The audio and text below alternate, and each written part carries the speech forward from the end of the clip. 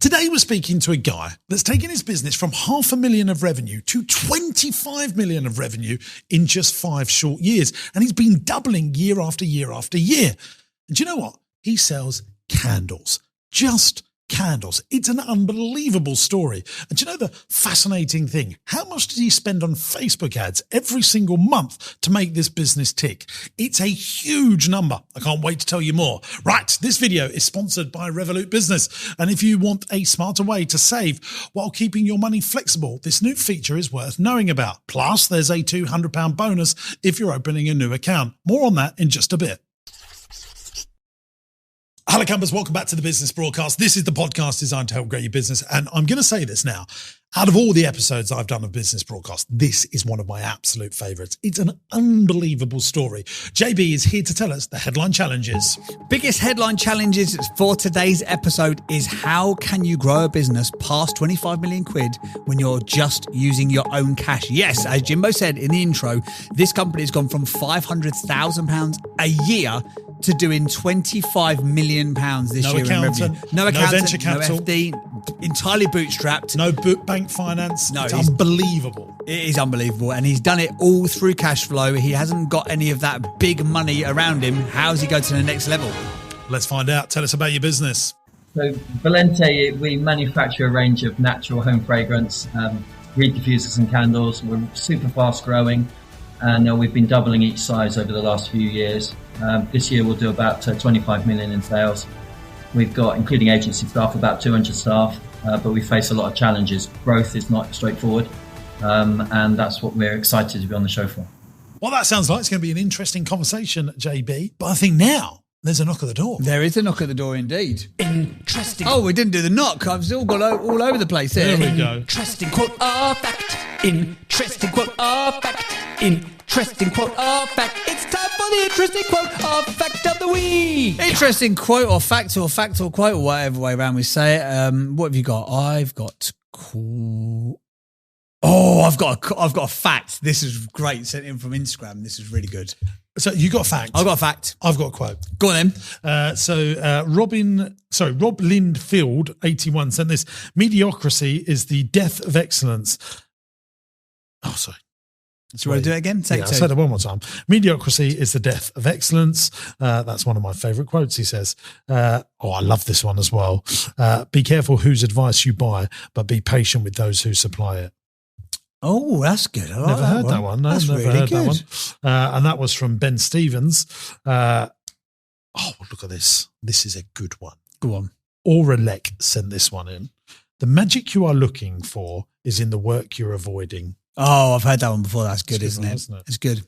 Well, I've got a fact. This is sent in by Richard Thompson from Instagram. And he said, here you go. Here's a big mind bender of a fact.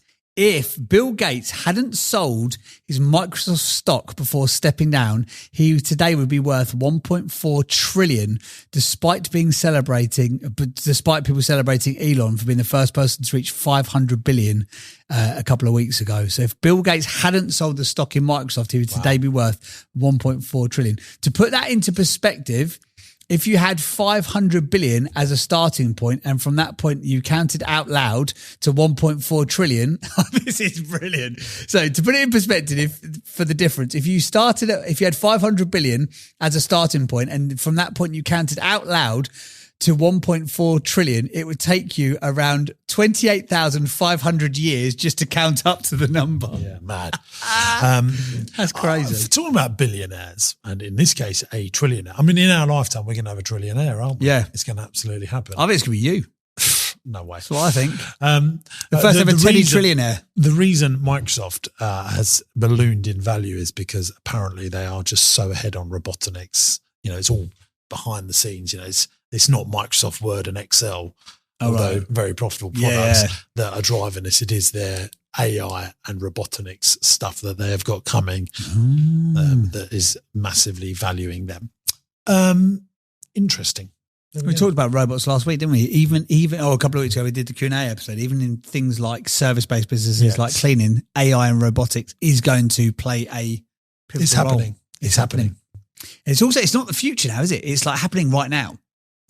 It's happening right now. It is happening right now. Scary stuff. Scary stuff. Right, there you go. That's interesting fact or quote of the week. If you have got an interesting fact or quote you'd like to send in to us, either DM me or Jimbo, and you might get a shout out on the show. Thanks for sending them in as well, by the way, because I definitely would not have taken the time or effort to work out how many years it was going to take to count from 500 billion to 1.4 trillion. There you go. How much money is too much money, do you reckon, for one person to have? That was the point I was going to say. So I went on a Lad Bible show with a panel. I've spoken about this on the pod before. And one of the questions was, should billionaires exist? That's right. And I managed to swing the panel into agreeing, yes, they should exist. Was there some resistance to it, though? Well, there was, yeah. Vis-a-vis, should governments be taking all the money? I don't think governments are very good at taking taxpayers' money and investing it for the long term. Clearly not. Most of the world's billionaires create good stuff for the world, and they're sacrificing their own personal income to put that money to work. Yeah. Yes, people argue that they're making more. The thing is as well, there's a thing, if you've got £1 billion in cash, that you would make £5 million a month on interest from it, which is a lot of money. That is a lot of money. That of passive income. Yeah. But that's not what billionaires do. They put their billion into employing people, into new inventions, new ideas, and everything we hold dear, whether it be medicine, communications, sciences, is backed by risk takers that think long term, that governments just do not have the abilities to do. They're only around 3, 4, 5 years, and they waste an incredible amount of money. So, it's not a system that's perfect, but I do think it is better than a government deciding what to do. And to the point of the people who make the money, then rolling it up and going for that risk again. There's that famous story, isn't there? Whether you like him or loathe him, Elon sold his shares in PayPal, then had to stay on someone's sofa because he'd literally chucked all of it straight into to Tesla or SpaceX, wasn't it? Yeah, and you need those anomalies. No government's going to do. No, absolutely not. Well, there you go. A good, interesting fact or quote this week, I do believe. Right. I know we've already had Luke on the pod, giving us his 30-second upsell of the business, which he did very, very well. But now we'll break it down in a bit more detail. So Valente.com, by the way, if you want to see how e-commerce works at its very best, go and check out this website. It's phenomenally good. So Valente.com. And what do they do? They do candles, fragrances, scents. The guy that came to Business Masterclass. Yeah, he's in the calendar invite, it says the Candle Man. The Candle I'm Man. not sure whether he'd like the Candle Man can. So this I don't was know whether he'd like to refer to we- as the Candle Man, but we'll ask him later and find out. So this was a business, I can remember it, 25 million of revenue, wasn't That's it? right, 25 million. The challenges are financing it correctly, I believe. That's one of the biggest challenges. So the challenges that I've got it up on the screen, maybe we could put it on the screen in the edit as well. So these guys are doing between 1,800 and 2,500 orders every single day, manufactured in the UK, a lot of it done in-house. They do the printing and all that sort of stuff on the bottles in-house, and he's trying to take more of it in-house as they grow and scale. I was actually up there a couple of weeks ago seeing Luke, and it's a very impressive outfit. So if you're going about 15 years, they're doing 2 million quid a month in estimated revenue. They've got about 200 staff. So that's a mixture of permanent and agencies. They have got a specialist agency who bring in the staff to work on the line of the manufacturing, basically. Biggest challenge is financing the rapid growth. Second biggest challenge is operational challenges of rapid growth. And the third biggest challenge is not losing our magic dust as we expand and implement more systems and structure and appoint senior leadership from the outside of the business. So up until now, they've very, very much focused on putting people through the business. So they've sort of recruited from within, but now they've got to that sort of point where they need to scale quickly. They're having to bring in outside expertise effectively. Where do you want to be in 1 year's time? He said he wants to be doing sales of 50 million. What does the business look like when it's finished? He said he wants to be doing sales of 1 billion. So he's going for the big B. Do you make the profit that you want to make it? If so, what is it? He says no. Isn't it funny? I'll just point there. When someone's doing 25 million, it's realistic to get to 50 million. Once you're at 50 million, international, and that's just in the UK, is that at the moment, isn't it? No, I think it's international, but can we just quickly ask? Primarily the sales are. Is that international revenue, Luke, or is it just UK? No, that's all UK. Oh, it's all UK. Interesting. Okay, sorry, we'll come back to you shortly. Thank you. I mean, so 70 million people in the United Kingdom. Yeah. 350 million people in this place called United States of America.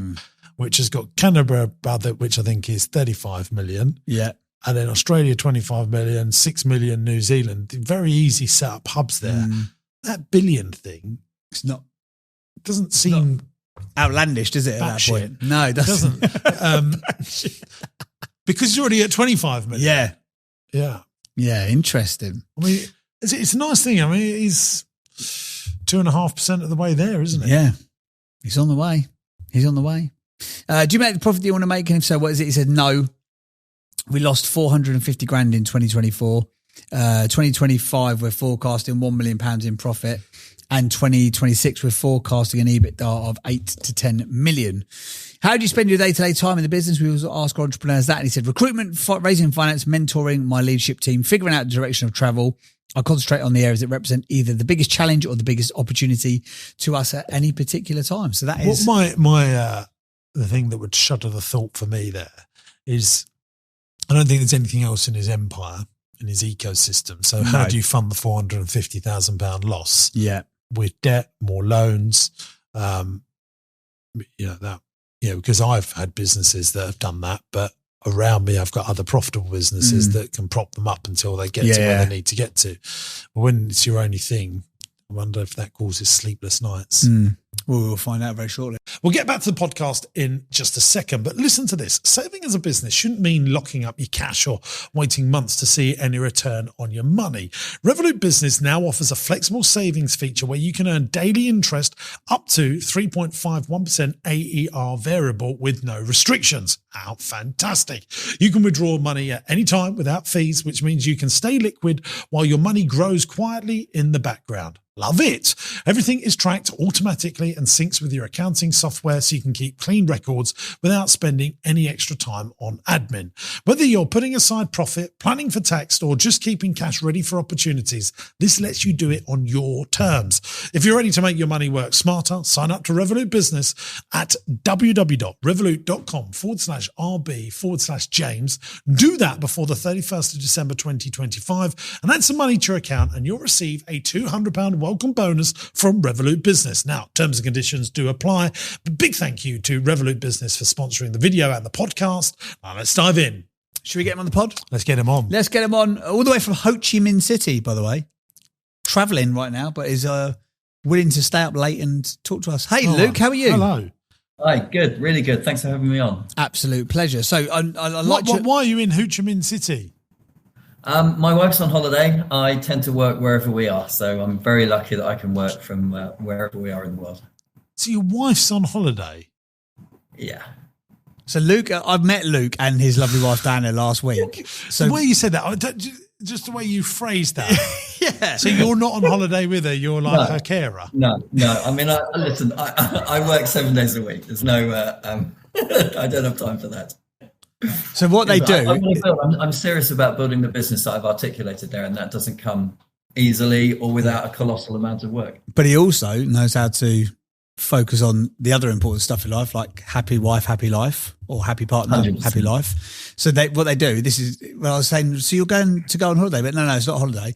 So they ordinarily, they will go to places where the time difference works. So they'll go and do like the touristy thing first thing in the day before the rest of the UK's woken up. So they'll go out and do their touristy thing for like 4 or 5 hours this morning. Then they'll come back at lunchtime and then the rest of the UK's waking up and then he can do a full work day from his hotel room.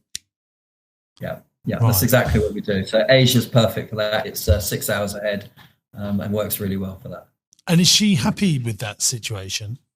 I think you'd have to ask her that, but I think so. I mean, we're very fortunate. One of the advantages of spending so much money on ads is we get a colossal amount of points. So it's super easy to travel using those points. Well, let's do an interesting fact or quote of the week here. How much do you spend a month on ads? 650,000 a month. Well, I think we need a jingle for that. Let's just say that one more time. What would you like the jingle to be? Well, we'll just give him on behalf of Zuckerberg. Wow. Yeah, 20 grand a day. They pump out just ads. a bit over. It's about 23,000 a day at the moment. Wow. So do you put that all on a credit card and then you must be pre-topping topping up the credit card? It's a mixture in truth. Over the years, we've always done all of that on credit card. Now, Facebook, we don't do on the bulk of that spend actually is on Facebook. And now we have a credit account with Facebook just because of the level of that spend. So they give us a £750,000 or £760,000 credit limit. So that is, I don't need the points as much as I need a £750,000 credit facility paying end of the month following. So that's more valuable to us now. So, but we still put a ton of expenditure through cards. So we're spending 600,000 a month or so on credit card. A lot of our suppliers we pay by card. It allows us to increase our working capital. Yeah, just rewind here. Wow. How many days do Facebook give you to pay the 750,000? So you get invoiced monthly. So typically on the first of the month for the previous 30 days worth of spend, and you can pay that at the end of the 30 days, provided that your credit limit is high enough to facilitate that. And so if it's not, you're going to need to pay in advance of that. Before you hit, but that, though it's worth getting quite close to your limit, because providing you're not butting up against their thing, they will typically raise your limit. So when we first went over to paying on account, I think at that time the first credit limit they gave us was about 100,000, and then each time we butted near it, they increased the limit. Now we're at the ceiling of what they want to do. So we do have to pay the account off early. So typically within, as it bills, we've got maybe half a week left. So during which time we then make top up payments through to the end of the month. So we might send them 150,000 a week, so that we're still using the bulk of their money rather than us financing that. And then by the time we get to the end of the month, we've paid that invoice off in full.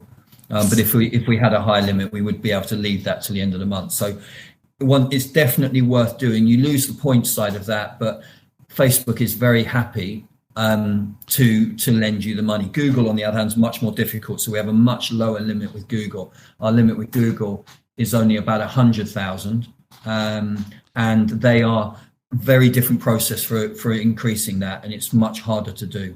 Can I just say, can't you pay off Facebook with a credit card? No, you're not allowed to. So you can beforehand, but once you go onto a credit account, it's got to be a backs payment. Right. And you can have some really horrific things happen. For example, whereby we hit our credit limit about 2 weeks ago, and didn't realise until Friday evening that we'd hit the account. Now, Facebook's accounts are in Ireland, so it's an international transfer.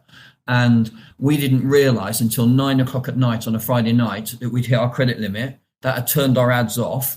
We immediately did a bank transfer because it's an international transfer. It didn't leave our account till Monday morning. It didn't credit to Facebook's account till Tuesday afternoon, at which point they turned our ad back on. Our sales dropped by £40,000 a day.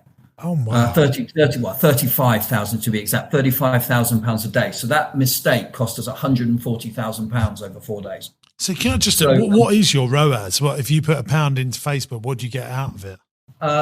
If you looked overall, I think it's a bit deceptive that as a question. It's much more interesting to look at between new and existing customers. So because they're so different, and we're aiming the bulk of our spend at new customers. So we would typically expect a ROAS of 2 for our new customer business. If you looked at existing customers, you'd probably see 9 or 10 of ROAS, something like that. What? So you're retargeting existing customers? Is that what you mean? Yeah, we would not pure retargeting. I mean, we have a custom audience inside Facebook that mops up anyone who's ever shopped with us and so on. But if you look at the spend split of our account, you might have around about 19 or 20,000 allocated to new customers. And that would give us an acquisition cost at the moment of about £25 a customer per new customer we acquire. So we'll get new customers of about currently 700 or 800 new customers per day. And we're aiming 2x ROAS of 2 would roughly give us break even on that. So and they spend 25 quid, but it's cost you 12 quid to get them. Yeah, in fact, our average order value for a new customer is about £48. So it's the by the time you take the VAT off and the margin, we'd be typically, the way we analyze new customers is twofold. We would look at the CPA that we're acquiring from that first transaction, but then we would also look at the first 30 days, because 20% of our customers come back and make a second purchase within the first 30 days. So when we're analyzing, go on. Do you realize how unusual you are? Right. I mean, I don't know anyone that's been on this podcast that's spending £750,000 a month on ad spend, on clicks. I think it didn't start off like that. So we came out of COVID. We went into COVID. At that time, I had 5 members of staff. We used to do consumer shows, and you'd have seen us at the RHS Flower shows and county shows and so on. And we were a tiny business, 5 members of staff doing about 500,000 a year in sales. And all of our shows were cancelled. We had a tiny online business at the time. And we then took the bounce back loan. So we got the maximum bounce back loan of 50,000, and we'd never had £50,000 in the bank before. And we took that and we started running Facebook ads.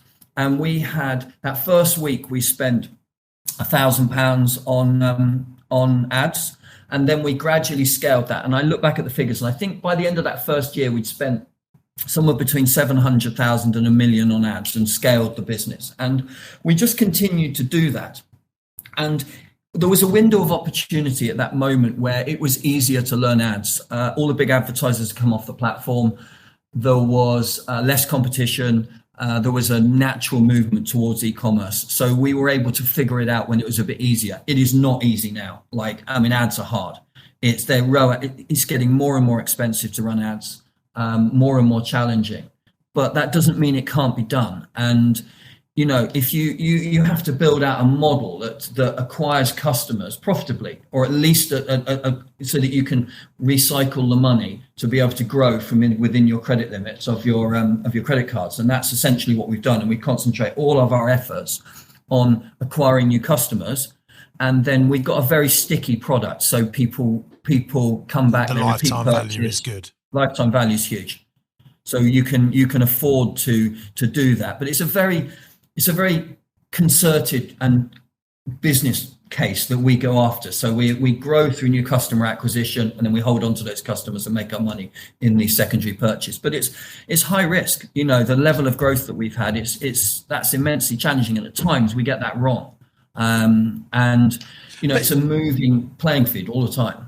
So do you manufacture everything, or are you buying it in and labeling it? No, we manufacture everything from beginning to end. So the business is complex. So we are developing the products from scratch in-house. We are manufacturing everything from raw materials through to the finished product.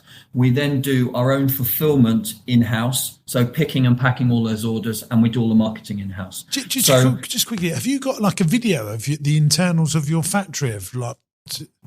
Yeah. Can you just send it in? I'd like to B-roll that over this. It's colossal when you see it in person. Yeah, I went there last week. Interesting.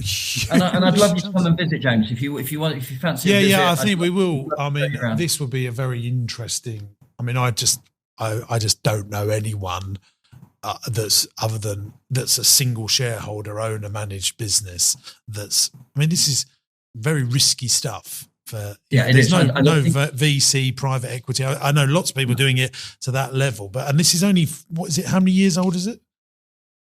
Well, we've been going since 2011, but I think the important thing is it's almost like the business is in 2 stages. You've got pre-COVID, so pre-2020, you've got a very classic small business doing 500 grand a year.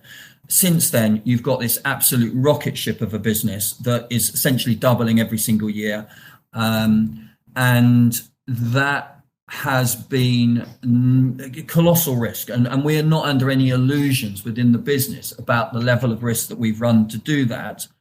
And a lot of what I'm doing now is about trying to de-risk the business, because we've built something that's phenomenal. and has the ability to go. I mean, our internal targets are to get to 100 million in 2027, and we think that we can do that entirely within the UK without any international business.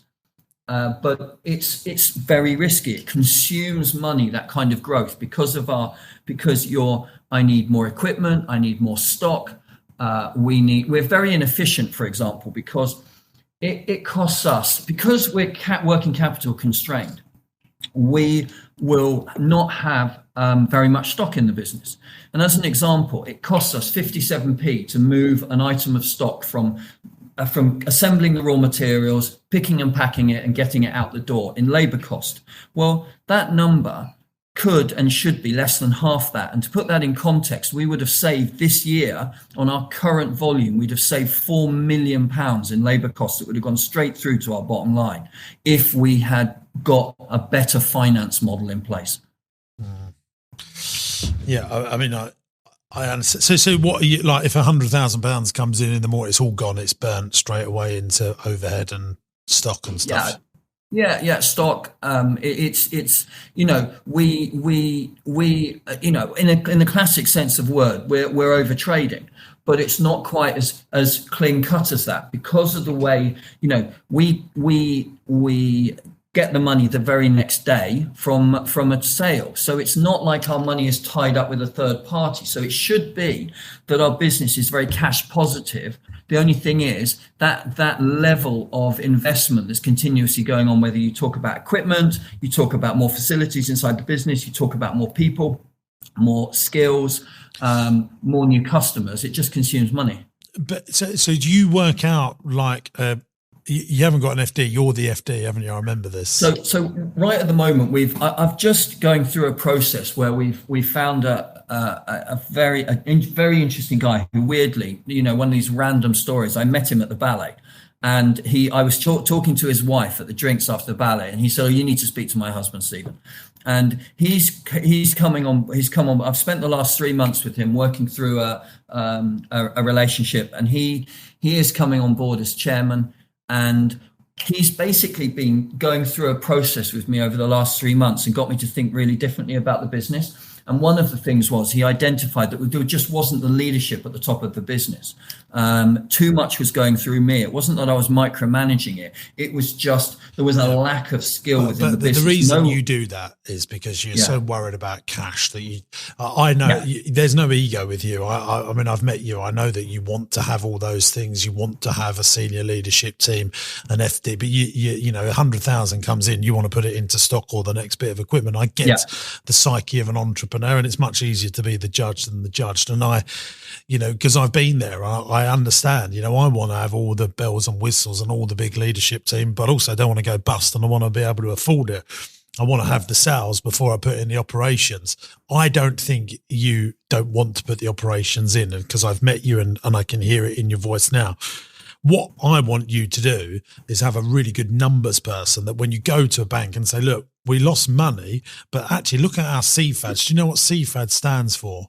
No. It stands for cash flow available for debt servicing, or cash available for debt servicing, which you need to understand as much as you understand your EBITDA, because you're paying horrific rates of interest on your loans. I remember you telling me that, what your depreciation policy is, and then all those exceptional costs on labour. If it's genuine that you've could save 4 million on labour, I don't believe that. I think that might be you sort of trying to big yourself up a bit. And usually there's always something else that the cash is sucked up into with more marketing spend or whatever it is. But if you understood what your cash flow available for debt servicing actually is, because of the high rate, because I think the interest things banks get, if you go to a bank and say, look, we lost money, we lost £450,000 last year, but we paid 3 million in interest. Like that is something a bank can hang their hat on. But they do get scared about an entrepreneur or a leader saying it. What they would like is a numbers person that's qualified to present that. Yeah, I mean, we since we last spoke, we've gone ahead and recruited these people. So we've got a new head of finance joining us. He starts on the 24th of November. and we've already recruited a head of operations. He came in from a big pet food manufacturer, doing 500 million a year, and we've recruited a head of marketing who came in from Music Magpie, who were there doing. All of that sounds sensible, but 3 senior people, all expensive, one after the other. They're not. I mean, if it was me, and I appreciate you've got this person that's giving you advice. If this was me, I would do one at a time and spend a lot of time with them. And I would start with the money person. Now, accountants can't run businesses, but they can help the financials of a business greatly so. And I would be saying, look, me and you are going to spend the next 90 days. We're going to call to all the banks. We are going to get ourselves fit for finance. We're going to understand our cash available for debt servicing, our EBITDA, and get that covered. Then I would bring in the operations person, then the marketing person. I just think they need to be around you for intensely. Now, you've made that decision. If these people are employed, so be it. But the finance function, I think if you could get a revolving credit facility, if you could get a good stocking finance facility, and you could show, look, the business makes money. The only reason it's burnt through this cash and loss money is because we've done this, and these were exceptional items, and these were capital expenditure, et cetera. And I think because you could demonstrate the growth rate, I think a bank would back this, but only once you've got a good money person behind you. Yeah, I agree. I 100% agree. And actually hearing you articulate that makes me think about how closely I need to work with this guy going when he starts. I mean, you've got to be, making love to him, frankly, that's what it, you've got to be, your husband and wife, your yin to your yang, it's really important that, because I think the operations and I worry about a marketing person coming in with you, because you are obviously very good at marketing, and has this marketing person actually spent £750,000 of their own money signing off these ads, and will they understand it as much as you? Maybe they do, maybe they don't. But what I want you to do is go, right, I'm working 70 hours a week, which it sounds like you're doing. How many of those hours are spent on managing cash flow? I mean, I'm asking you that question now. So I suppose currently it represents, I would have said the finance side of my week probably takes about, I would say about an hour a day. Maybe it's a bit less than that. It's certainly, we run a sort of cash flow system that we do every single week. Just let's pause for thought there. Pause for thought. So it takes an hour of your physical time a day. Yeah. Yeah. How much of your mental capacity is put into? Almost all of it. I mean, it colours every single thing that we do. And it also leads to colossal levels of stress. Yeah. I mean, I've been there so many times, and I'm telling you now, the prescription I have for you to have, don't pay yourself, don't buy a bit of equipment, get a qualified accountant, work. I mean, which you should. I mean, you must be close to audit territory. Or are you in the grace year? Yeah, we're in that grace period. So last year's figures, we did 11 million last year. So that took us over the thing, but we're in that first grace year. So you just, and you need to be upfront with this, but say, look, I'm burning cash. We're over trading. Things are going really well. I really believe in this.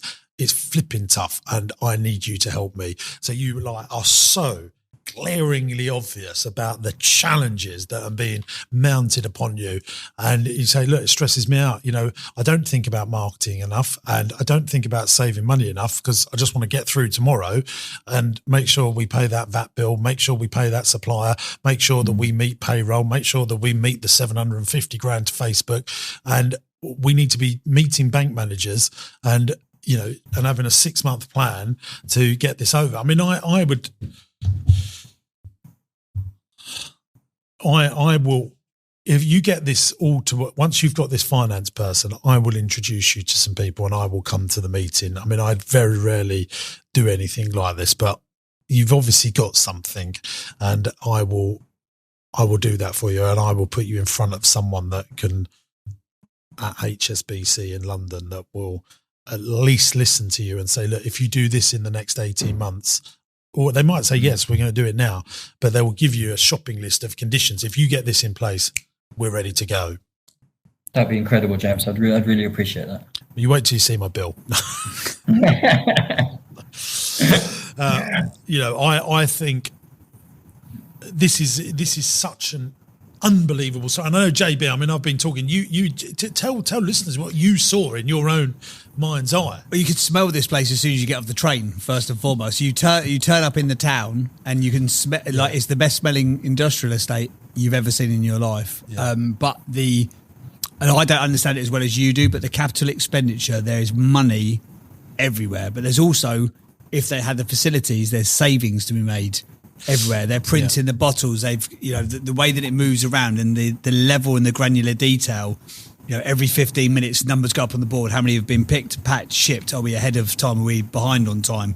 How many orders have come in for today? Big red letters on the wall, very run via Lean and Sigma sort of methodology. It's just not financed correctly because but you've never really made the profits that you're making. That £450,000 loss that we made last year. What was the interest that you have paid this year and last year? 650,000 in interest last year, and that's before you get to depreciation and what do you depreciate at? It varies according to different things. I think there was about 300,000 quid's worth of depreciation or amortization. See, this is very exciting, because all of a sudden, if you make a 450k loss and we add back depreciation, we've got a positive EBITDA. Yeah. Do you know what your EBITDA is from last year or not? No, I don't. No, I haven't got it in front of me. Yeah, but see, this is good news because, there's a 200,000 positive EBITDA, and then we'll add the depreciation back in. If you said that's 300, all of a sudden we got a 500, 550. There's probably some pension. I don't know what. If that's demonstrated, and it needs to be an accountant, because they will be scared by you a little bit. You go in there, go, we're going to turn this into £1 billion organisation, and next year it's going to be 100 million. And we're so fantastic and it's exciting. And they're like, oh my god, I really believe in this guy. He's obviously got what it takes, but he's just going to take a 5 million quid or 2 million quid, 3 million quid. It's all going to go on wax. Yeah. It's going to go up in smoke, quite literally. Yeah, and so they will want. I'm telling you, if you have that finance person around you, and when you've got them, you'd be like, this is life changing.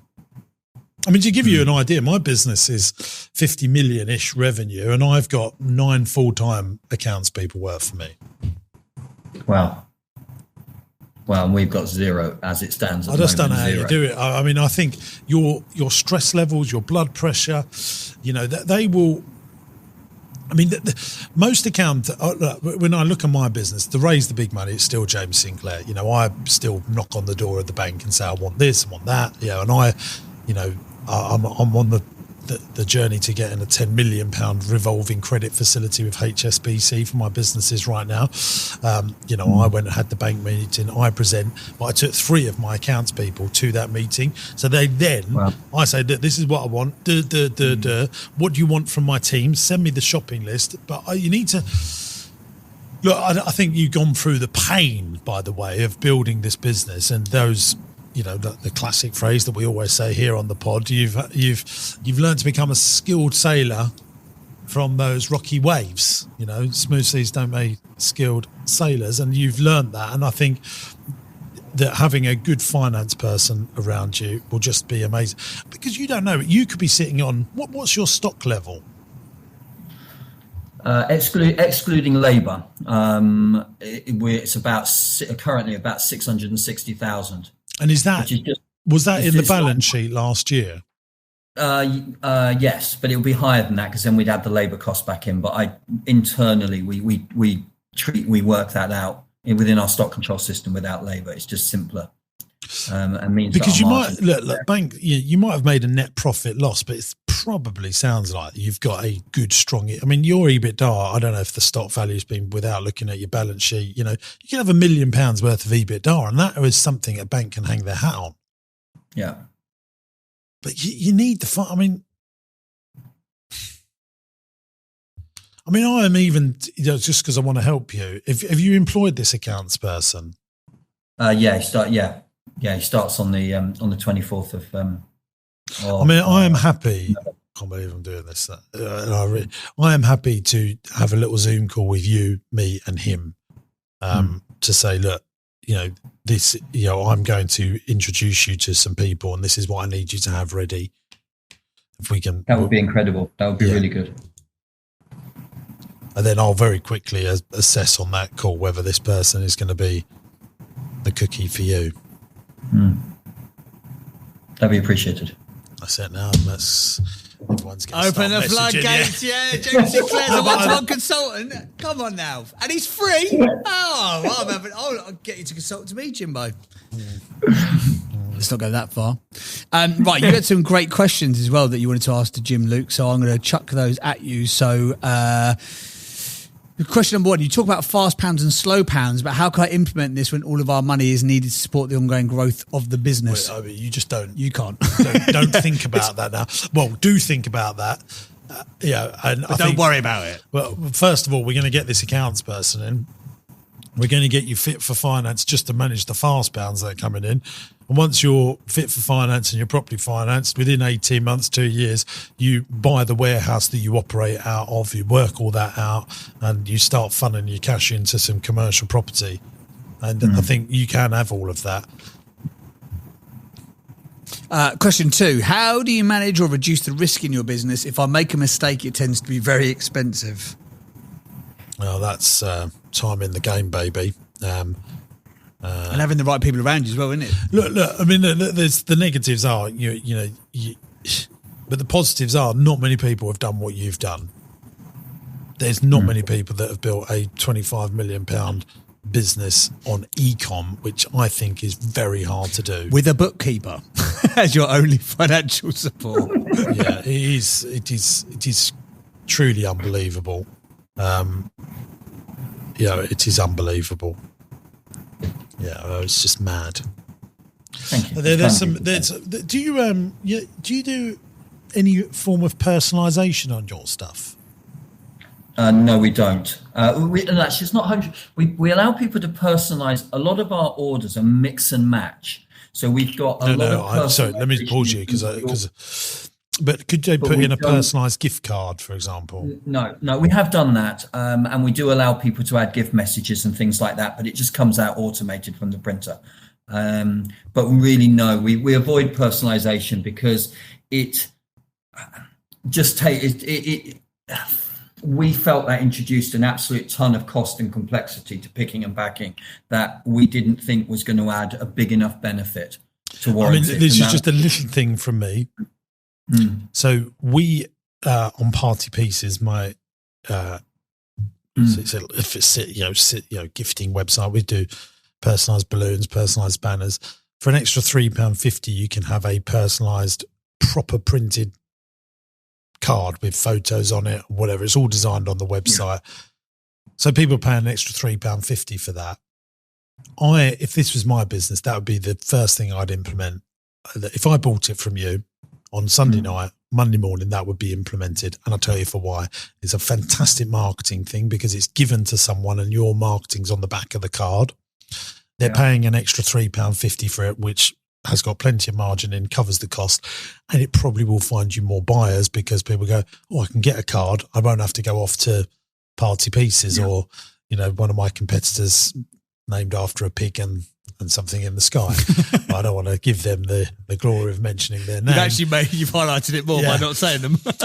And I do believe what I see at Party Pieces, how big personalisation is, and I would just, and people will pay for it. I'm not asking you to do it included, but imagine if you get an extra £3.50 and the card costs you, with a 60p to print and do. That's colossal. Yesterday, for example, we did 2,400 transactions on the website. So, that starts to, with those volume, small actual increases in average order value at high margin products make a huge difference. Yeah. And so my wife, I'm just thinking about her behavior. If she loves candles and stuff like that, and she buys them as gifts for people. If she was looking at you and a competitor and one done a personalized birthday card, thank you card, something like that, they would get the money rather than you. Yeah. Interesting. I will. 100%. It's really good advice. I'll take it on board. If you go on Party Pieces on our website and just see how we've done it because we sell personalised cards on their own way. Do you know what's really good about the personalised cards thing? Yeah. From a gifting point of view, it becomes very habitual because companies can say, right, we're going to buy some staff some candles. We know we can do a card with them as well. Do you see what I mean? Yeah. It opens up a real big opportunity.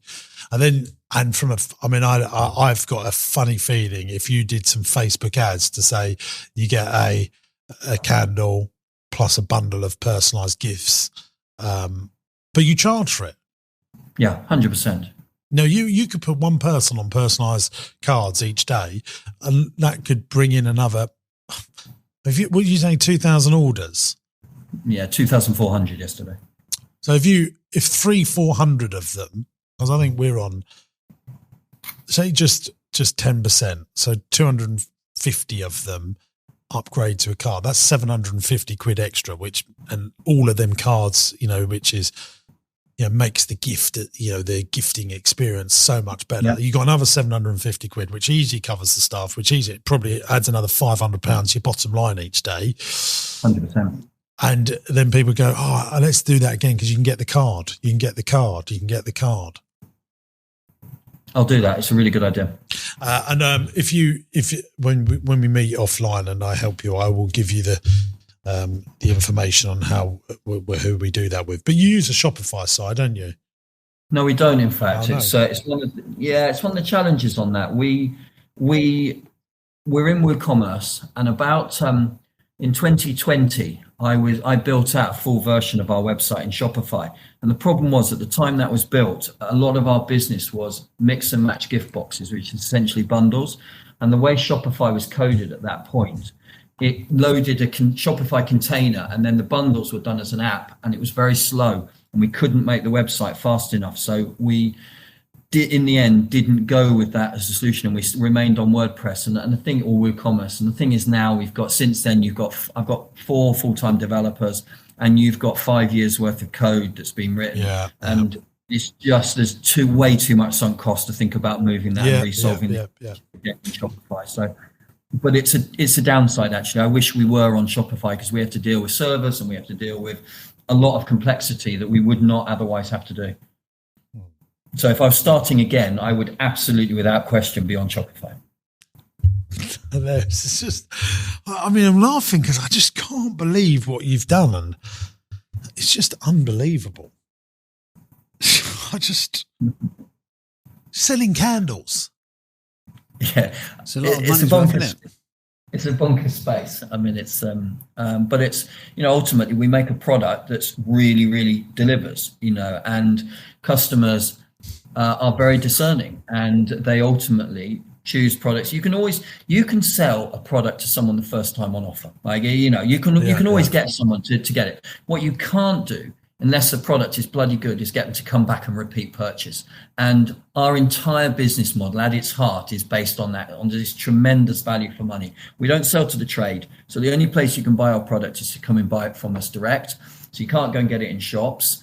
And that allows us to be aggressive on price. So you are getting the same quality of product that you would buy from, a big brand name, whether you're looking at Neom or the White Company or something like that, but you're paying half the price. And that's very compelling.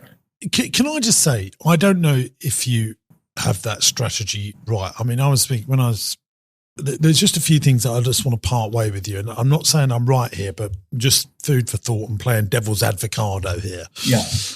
When I spoke to Richard Harpin, one of his brands that he invested in, they got into John Lewis, and then their online sales and direct sales went through the roof when they had a John Lewis presence. I think there's some truth to that people see in a shop but don't necessarily buy in a shop and then go online. And why do I? Especially in our space, they can smell it. Like that actually allows them to smell the product, which is even more beneficial. So there is that to it. Like if you could be in, a premium retailer, And so I think that comes back to our finance model, doesn't it? Because one of the reasons that we actively didn't do that is a lot of our business model was designed to minimize working capital requirements. So we weren't having to give credit to customers. Initially we were doing one packaging type that was generic, so that and that didn't matter because it was an online business. No, you've answered the question there, because I didn't want it to be a stick in the mud to consider something else. And so you would consider, if you had all the money in the world and everything, then we would absolutely do it. And not least because it drives me mad. We are basically giving up that business to our competitors. Whereas if we go and sit on the shelf next to them, we're going to put them under even more pressure than we do at the moment. Yeah.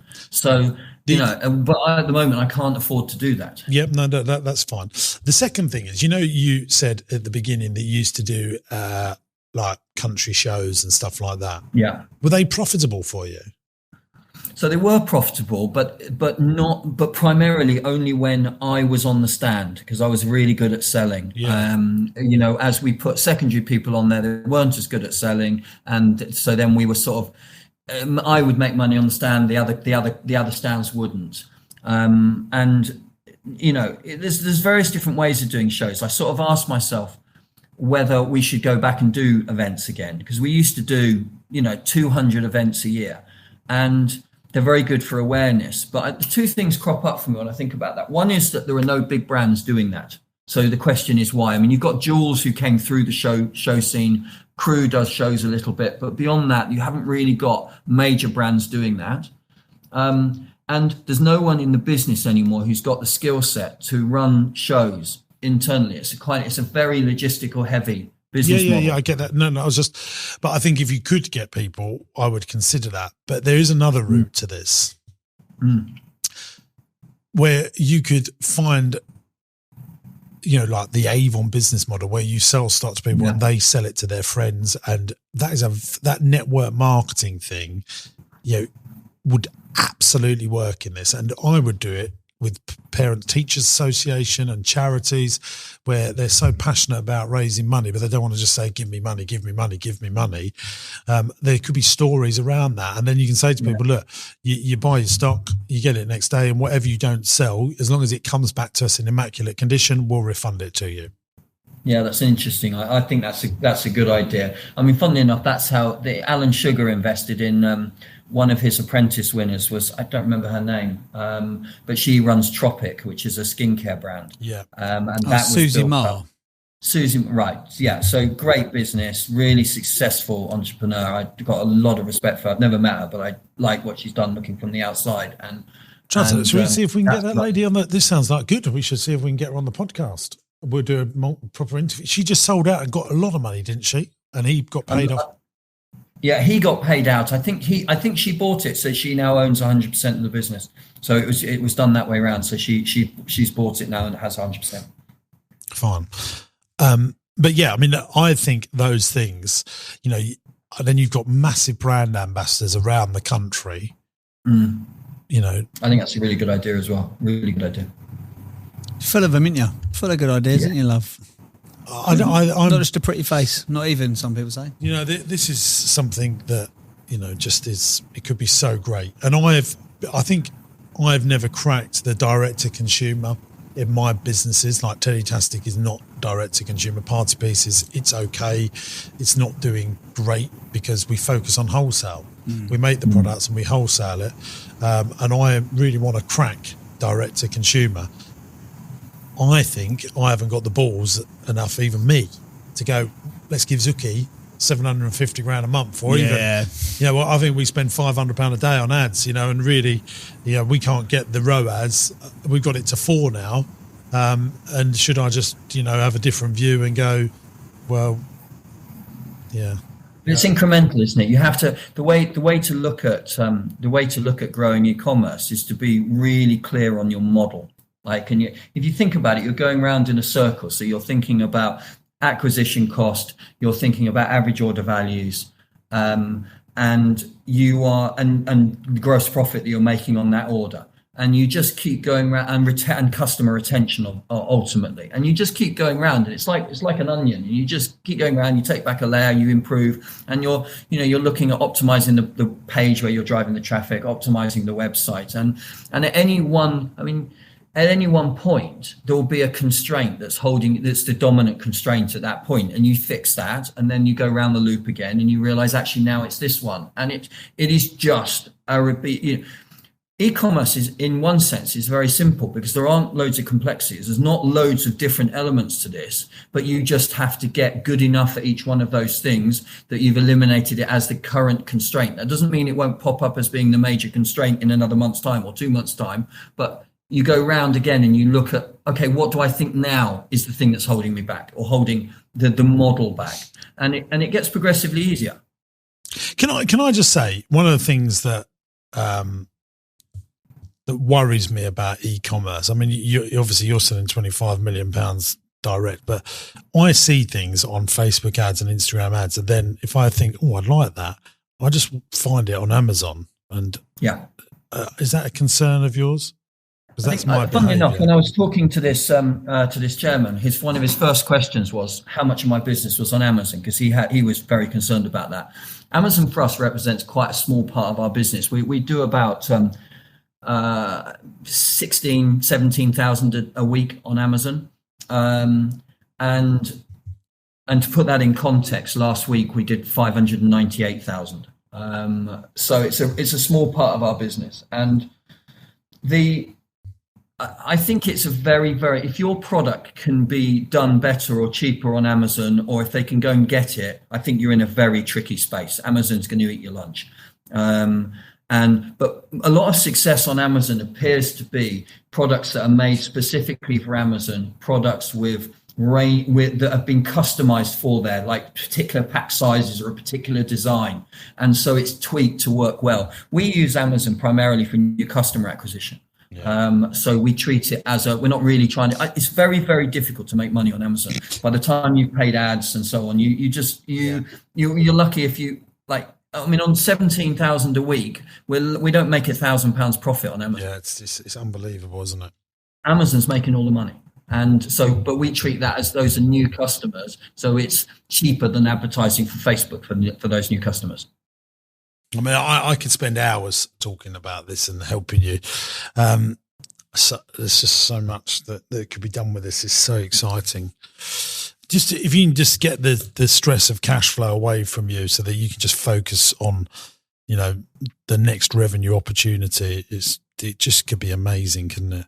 Can we make sure that we put Stevie in the edit? Just put the website over so that people can see it. Yeah, it's. Right, Luke, we're going to let you carry on enjoying your wife's holiday. Where can people go if they want to get more information? Chances are they're going to get targeted by a Facebook ad if you're spending £750 million anyway, so they probably can't get away from you. Oh, by the way, so I came back with a gift pack last week. Smelled amazing. Took it home. Wife's got online. She spent another £90. She absolutely loves it. The neighbours have got stuff. Her friends have got stuff now. She's like, I've got 4 gift boxes. That's why. Can I just say that is why I think that network marketing locally. Yeah. I mean, that would be something I'd be very hot on if I owned this. Yes, it's a bit more work, but it's a bit more work giving Zuki nearly £1 million a month, isn't it? Yeah, exactly. Very true. Anyway, where can we find out more information about you and this fantastic business and these lovely smelling things, my friend? Valente.com. That would be fantastic. And if anyone else wants to reach out to me, just on LinkedIn. I'll tell you what I'd love you to do, which you're a massive missed opportunity here. And this is for anyone that comes on this podcast. You should have sent us some of this stuff ahead of time so we could have shown it. And what I'd like you to do is post some stuff to us, and we'll put it on Post It for a Punt, which is because we can. We'll do. Well, I mean, look, we'll see if we send 10 boxes or something, then you can give some away, run something for your. No, I want to show our listeners and our viewers what it is you've got. I'd love to have. Don't knock it. Let him send 10, and then you can give it to your staff, and everyone think you've softened at Christmas. I mean, I don't mind that. I want you to get the eyeballs on your product. Thank you. Yeah. The other thing as well, I think you should try and get on as many podcasts and do stuff like this. You're a good talker. Your business owners will resonate with you, and they'll go, I best spend a couple of £100 with him. I think there could be you on content marketing. And that's why them doing all those fairs, shows, and partnering up with people like a multi-level marketing does.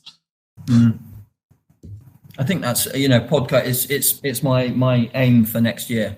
That's why it was so exciting. I think you're going to have. I reckon you will get hundreds of orders off of this. Yeah, I really do. I mean, you won't know because they'll just go on your website, but the people will go. Use the code Sinclair for zero discount, but just for our ego. Yeah, no, I think people will go and they'll go. I want to help the cause, and we'd really appreciate that. It's the team works colossally hard, and it's not easy. I mean, we've had an interesting experience over the last couple of weeks because we had a community inside Facebook. That was because of the growth. We were running late on shipping orders, and that was causing a lot of complaints.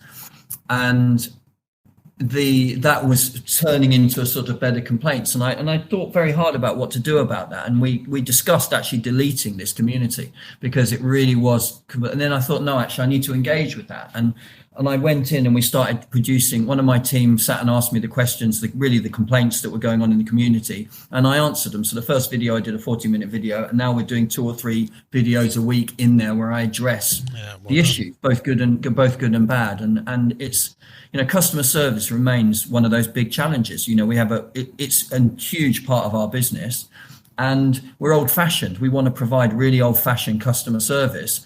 But that, with the growth rate we have going on, sometimes that is really challenging. Yeah. I get it.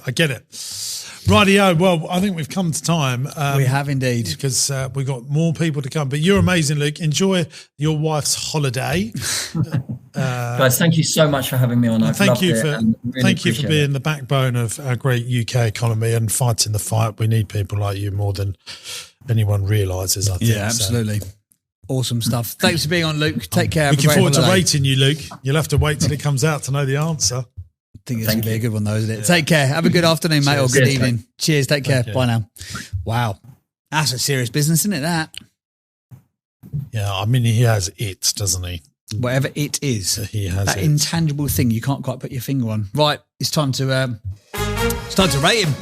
Time for the 8 traits of the greats. It's the point of the show where James Sinclair waves his mystical entrepreneurial eyes over the business and gives the entrepreneurial score out of 8. I've just kicked Luke out of the recording room, so he's going to have to wait until he hears this to see how well he does. Starting with the end in mind, he definitely gets that. He gets that. Passionate about their cause. Absolutely. Oh, he loves that. He's mad. The resilience. I mean, no one can quite understand that stress until they've done it. Relationships with people, I loved him.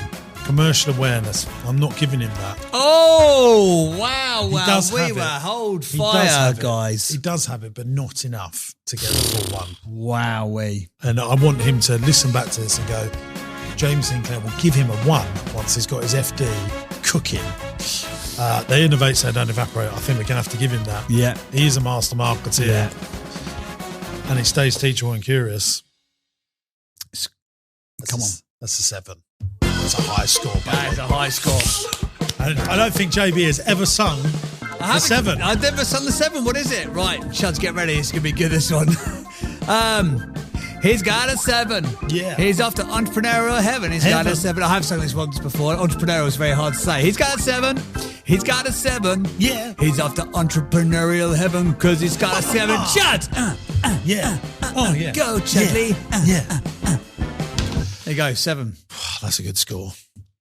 He should have had Is that all the features? That's no! What I think. Oh my God, we've still got about 17 stupid. more, haven't we?